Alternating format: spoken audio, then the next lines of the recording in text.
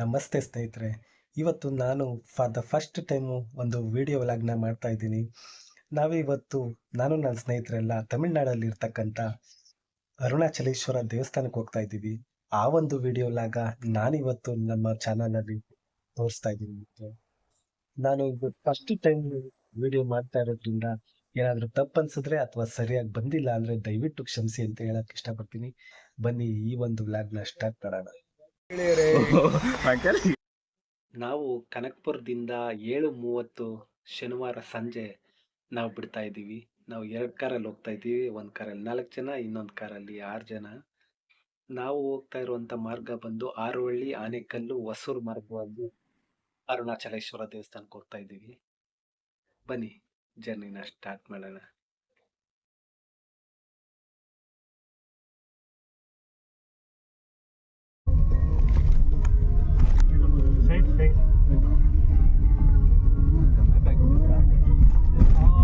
Night ಒಂದು 9:30 ಆಗಿ ಹೊಸೂರು ಮತ್ತು ಆನೇಕಲ್ ಹೈವೇ ರೋಡಲ್ಲಿ ಊಟ ಮಾಡ್ಕೊಳಕ್ಕಂತೇಳಿ ಸೈಡ್ಗೆ ಹಾಕಿದ್ವಿ.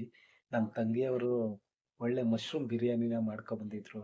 ಎಲ್ಲ ಹೊಟ್ಟೆ ತುಂಬ ಅಲ್ಲಿ ಊಟ ಮಾಡಿಕೊಂಡು ಒಂದಷ್ಟೊತ್ತು ಅಳತೆ ಹೊಡ್ಕೊಂಡು ನಮ್ಮ ಜರ್ನಿನ ಮತ್ತೆ ಸ್ಟಾರ್ಟ್ ಮಾಡಿದ್ವಿ. ಇಲ್ಲೇ ಒಂದು ಅರ್ಧ ಮುಕ್ಕಾಲು ಗಂಟೆ ಟೈಮ್ ಪಾಸ್ ಆಯಿತು. ಮತ್ತೆ ಕೃಷ್ಣಗಿರಿಗೆ ನಾವು ಬಂದಮೇಲೆ ಸ್ವಲ್ಪ ಕೃಷ್ಣಗಿರಿಯಿಂದ ಮುಂದೆ ಬಂದು ಟೀ ಕುಡಿಯೋದಕ್ಕೆ ಅಂತೇಳಿ ಅಲ್ಲಿ ಗಾಡಿನ ನಿಲ್ಲಿಸಿದ್ವಿ. ನಂಬರ್ ಕೊಟ್ಟಲ್ಲ ಅಂಕಲ್ ಅವ್ರ ಜಿಮ್ ಅಲ್ಲಿ ಏನ್ ಹಿಂಗೆ ಈ ತರ ಹುಡುಗರು ಅಲ್ಲ ನೀನ್ ತೋರಿಸ್ತೆ ಅಂತ ಅವನು ತೋರಿಸ್ತಾನ. ಇನ್ಸ್ಟಾದಲ್ಲೆಲ್ಲ ಬರ್ತಿ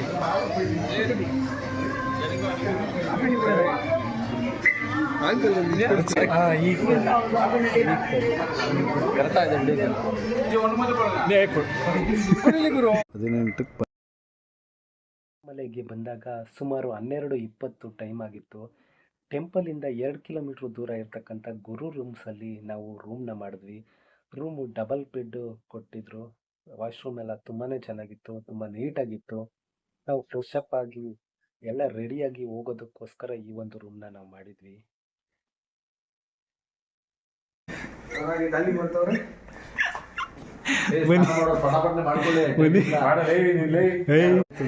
ನೋಡಿ ಅಣ್ಣ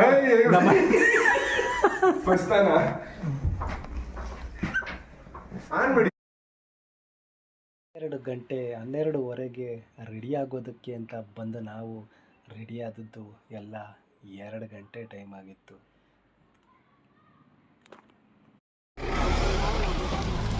ಈಗ 2 ಗಂಟೆ ನೋಡಿ, ನಾವು ಪಾದಯಾತ್ರೆ ಸ್ಟಾರ್ಟ್ ಮಾಡೋಕ್ಕಿಂತ ಮೊದಲು ತುಂಬಾ ಜನ ಆಲ್ರೆಡಿ ವಾಕ್ ಮಾಡೋಕ್ಕೆ ಸ್ಟಾರ್ಟ್ ಮಾಡಿಬಿಟ್ಟಿದ್ರು. ನಾವು ಈಗ ಗೋಪುರದ ಹತ್ರ ಹೋಗ್ತಾ ಇದ್ದೀವಿ. ನಡೀದ್ರು ಎಲ್ಲರೂ ಹೆಂಗ ನಡೀತಿದ್ರು ಈ ಏಜಲ್ಲೇ ನಡಿಬೇಕಣ್ಣ. ನಡಿಯೋ ಮಾತಾಡ್ರಿ, ನಾನೇನು ಮಾತಾಡ್ತೀನಿ.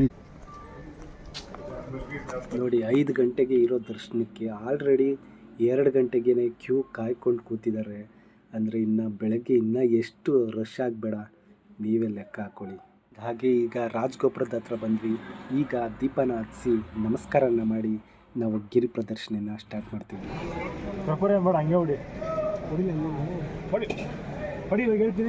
ಹಾಗೆ ಈ ಒಂದು ದೇವಾಲಯದ ಇತಿಹಾಸನ ನೋಡೋದಾದರೆ, ಈ ಒಂದು ದೇವಸ್ಥಾನ ಸುಮಾರು 25 ಎಕರೆ ವಿಸ್ತೀರ್ಣವನ್ನು ಒಳಗೊಂಡಿದೆ. ಇದನ್ನು 6ನೇ ಶತಮಾನದಲ್ಲಿ ಪಲ್ಲವರು ಮೊಟ್ಟ ಮೊದಲ ಬಾರಿಗೆ ಇಲ್ಲೊಂದು ದೇವಸ್ಥಾನನ ಕಟ್ತಾರೆ. ಮತ್ತು ತದನಂತರ 9ನೇ ಶತಮಾನದಲ್ಲಿ ಚೋಳರು, ಹಾಗೆ ಹೊಯ್ಸಳರು ಮತ್ತು ವಿಜಯನಗರದ ಅರಸರು ಕೂಡ ಈ ಒಂದು ದೇವಸ್ಥಾನಕ್ಕೆ ಅಮೋಘವಾದ ಕೊಡುಗೆಗಳನ್ನ ಕೊಟ್ಟಿದ್ದಾರೆ. ನಾವು ಈಗ ಏನು ನೋಡಿದ್ವಿ ರಾಜಗೋಪುರ, ಅದು 217 ಅಡಿ ಎತ್ತರವಾದಂಥ ಗೋಪುರ ಆಗಿದೆ. ಇದನ್ನು ವಿಜಯನಗರದ ಅರಸರಾಗಿರ್ತಕ್ಕಂಥ ಕೃಷ್ಣದೇವರಾಯರು ಕಟ್ಟಿಸ್ಕೊಟ್ರು ಅಂತ ಹೇಳ್ತಾರೆ. ಹಾಗಾಗಿ ಈ ಒಂದು ದೇವಸ್ಥಾನಕ್ಕೆ ನಮ್ಮ ಕನ್ನಡಿಗರ ಕೊಡುಗೆ ಅಪಾರವಾಗಿದೆ. ಇದಲ್ಲದೆ ದೇವಾಲಯದ ಒಳಗಡೆ ಇರ್ತಕ್ಕಂಥ 1000 ಕಂಬಗಳ ಸಭಾಂಗಣ ಏನಿದೆ ಅದನ್ನು ಕೂಡ ಕೃಷ್ಣದೇವರಾಯರೇ ಕಟ್ಟಿಸಿದ್ರು ಅಂತೇಳಿ ಹೇಳ್ತಾರೆ. ಈ ಜಾಗದಲ್ಲಿ ಸಾಕ್ಷಾತ್ ಶಿವನೇ ಒಂದು ಪರ್ವತ ರೂಪದಲ್ಲಿ ನೆಲೆಸಿರೋದಕ್ಕೆ ಕಾರಣ ಏನಪ್ಪಾ ಅಂತ ಹೇಳಿದ್ರೆ, ಒಂದಿನ ವಿಷ್ಣು ಮತ್ತೆ ಬ್ರಹ್ಮ ನಾನೆಚ್ಚು ಅಂತ ಜಗಳ ಮಾಡ್ತಾ ಇರ್ತಾರೆ. ಆಗ ಆ ಜಗಳನ ನಿಲ್ಸೋದಕ್ಕೋಸ್ಕರ ಶಿವ ಅಗ್ನಿಲಿಂಗವಾಗಿ ಬಂದು ಈ ಒಂದು ಜಾಗದಲ್ಲಿ ಸ್ಥಾಪಿತವಾಗ್ತಾನೆ. ಈ ಲಿಂಗದ ಆದಿ ಮತ್ತೆ ಅಂತ್ಯನ ಯಾರು ಹುಡ್ಕೊಂಡು ಬರ್ತಾರೋ ಅವರೇ ಹೆಚ್ಚು ಗ್ರೇಟ್ ಅಂತೇಳಿ ಶಿವ ಹೇಳ್ತಾನೆ. ಇವರಿಬ್ರು ಎಷ್ಟೇ ವರ್ಷಗಳ ಕಾಲ ಹುಡುಕಿದ್ರು ಈ ಲಿಂಗದ ಆದಿ ಆಗ್ಲಿ ಅಂತ್ಯ ಆಗಲಿ ಸಿಗೋದಿಲ್ಲ. ಆಗ ಅವ್ರಿಗೆ ತಮ್ಮ ತಪ್ಪಿನ ಅರಿವಾಗಿ ಶಿವನ ಹತ್ರ ಬಂದು ಕ್ಷಮೆನ ಕೇಳ್ತಾರೆ. ಈ ಲಿಂಗ ಇದ್ದ ಜಾಗ ಏನಿದೆ ಅದೇ ಈಗ ಪರ್ವತ ಅಂತೇಳಿ ಹೇಳ್ತಾರೆ. ಹಾಗಾಗಿನೇ ಈ ಒಂದು ಗಿರಿಯ ಸುತ್ತ ಅಷ್ಟ ದಿಕ್ಕುಗಳನ್ನ ಕಾಯುವಂತ ದೇವತೆಗಳು ಅಷ್ಟ ದಿಕ್ಕಲ್ಲೂ ಕೂಡ ಅಷ್ಟ ಲಿಂಗಗಳನ್ನ ಪ್ರತಿಷ್ಠಾಪಿಸಿದ್ದಾರೆ. ಈಗೊಂದು ಗಿರಿಯ ಸುತ್ತ ಪ್ರದರ್ಶನ ಮಾಡುವಾಗ ಈ ಒಂದು ಲಿಂಗಗಳ ದರ್ಶನ ಮಾಡಿದ್ರೆ ಒಳ್ಳೇದಾಗುತ್ತೆ ಜನರ ನಂಬಿಕೆಯಾಗಿರುತ್ತೆ. ಹಾಗಾಗಿ ಇಲ್ಲಿ 8 ಲಿಂಗಗಳು ಕೂಡ ತುಂಬಾನೇ ಮಹತ್ವವನ್ನ ಪಡೆದುಕೊಂಡಿದೆ.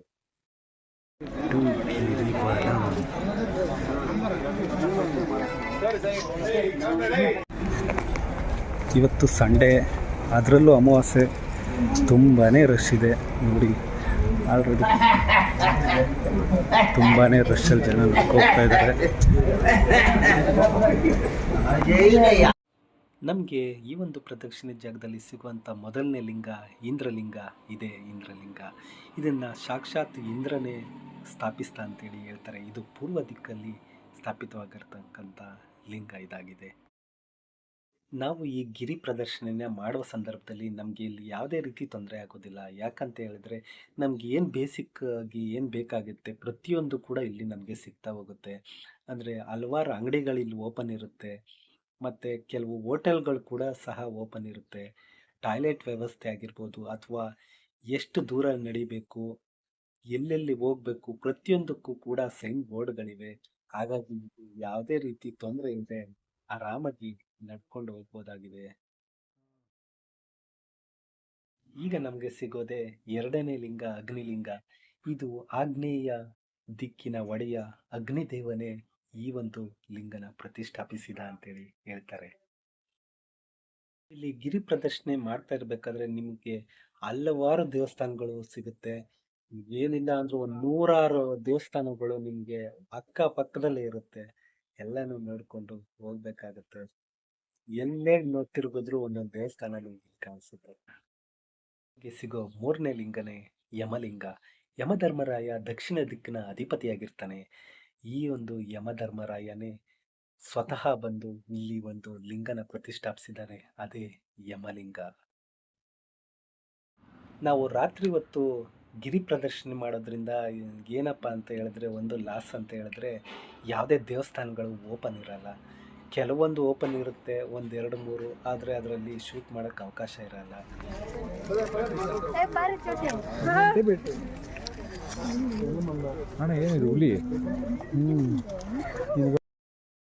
ಮುಂದೆ ನಮಗೆ ಸಿಗುವಂತ 4ನೇ ಲಿಂಗನೇ ನಿರುತಿ ಲಿಂಗ. ಇದು ನೈಋತ್ಯ ದಿಕ್ಕಿನ ಅಧಿಪತಿಯಾಗಿರ್ತಕ್ಕಂಥ ನಿರುತಿ ದೇವ ಈ ಒಂದು ಜಾಗದಲ್ಲಿ ಲಿಂಗನ ಪ್ರತಿಷ್ಠಾಪಿಸಿದ್ದಾನೆ ಅಂತ ಹೇಳ್ತಾರೆ.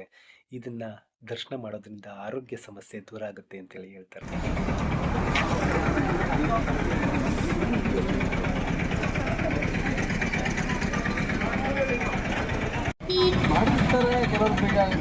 ನೋಡಿ, ನಮ್ಮ ಮೈಕ್ಲ ಬಾಯ ಹಾಕ್ಲಿಸ್ಕೊಂಡು ಓಸ್ಲ ಹೊಡ್ಕೊಂಡು ಕೂತಾರೆ.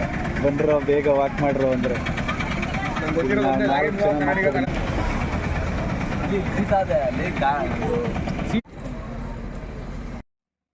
ನಮ್ಗೆ ಸಿಗುವಂತ 5ನೇ ಲಿಂಗನೇ ವರುಣ ಲಿಂಗ. ಇದನ್ನ ಪಶ್ಚಿಮ ದಿಕ್ಕಿನ ಅಧಿಪತಿಯಾದಂತ ವರುಣ ದೇವ ಈ ಒಂದು ಲಿಂಗನ ಪ್ರತಿಷ್ಠಾಪಿಸ್ತಾ ಅಂತ ಹೇಳಿ ಹೇಳ್ತಾರೆ.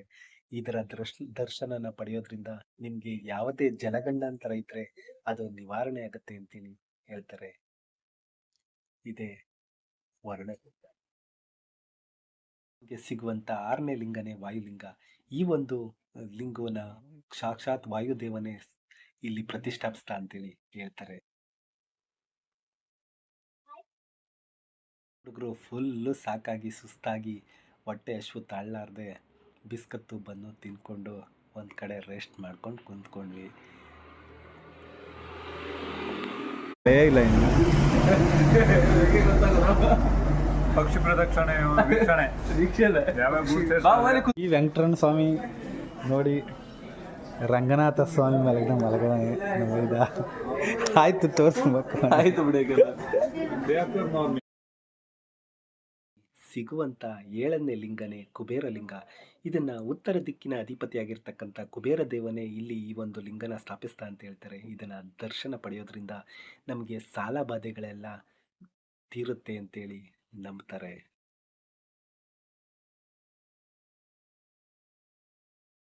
ಮಾರ್ಗ ಮಧ್ಯದಲ್ಲಿ ನಮ್ಗೆ ಸಿಗುವಂಥದ್ದೇ ಮೋಕ್ಷ ಮಾರ್ಗ.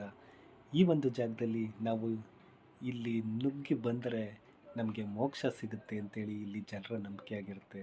ಆದರೆ ತುಂಬಾ ರಶ್ ಇರುತ್ತೆ. ಇಲ್ಲೇನಾದರೂ ನೀವು ನಿಂತ್ಕೊಂಡ್ರೆ ಕನಿಷ್ಠ ಅಂದರೂ 2 ಗಂಟೆ ಟೈಮು ಈ ಒಂದು ಜಾಗದಲ್ಲೇ ಕಳೆಯುತ್ತೆ.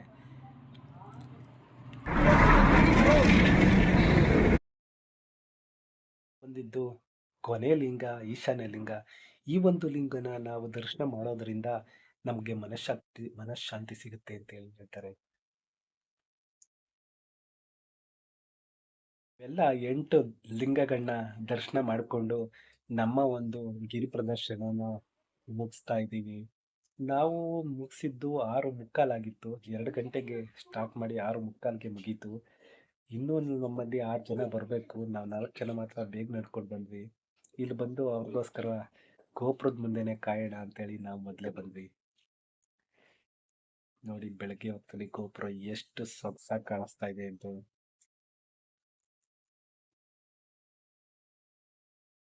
ದರ್ಶನನ ಮುಗಿಸ್ಕೊಂಡು ಆಚೆ ಬಂದ್ವಿ.